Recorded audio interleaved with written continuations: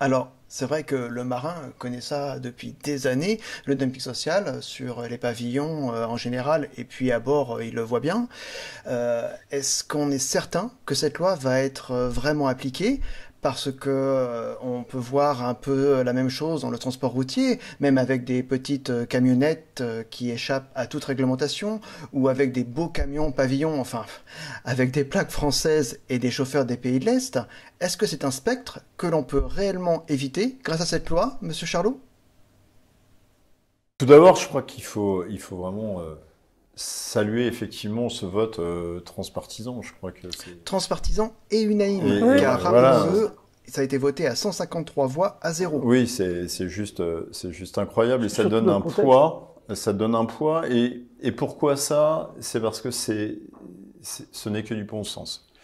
C'est-à-dire que sans cette loi, et je l'avais déjà dit, je pense que le bastion du ferry serait tombé au pavillon français. Avec Jean-Marc Rouet et Brittany Ferry, DFDS représente pratiquement les 2 tiers des emplois de marins français premier registre. Vous imaginez si deux compagnies coulent ou changent de pavillon, c'est vraiment une question de souveraineté.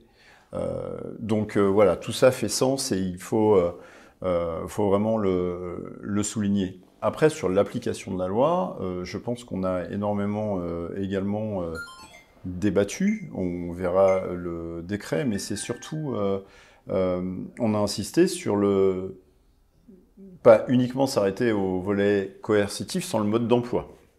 C'est-à-dire qu'on peut faire une très belle loi avec beaucoup d'amendes, etc., mais qu'il faut une task force pour aller contrôler, pour pouvoir être en capacité de comprendre également comment fonctionne l'armement, pouvoir regarder les rythmes de travail, etc. Donc il y a un minimum de préparation, en tout cas, à avoir. Parce que le dire, c'est bien.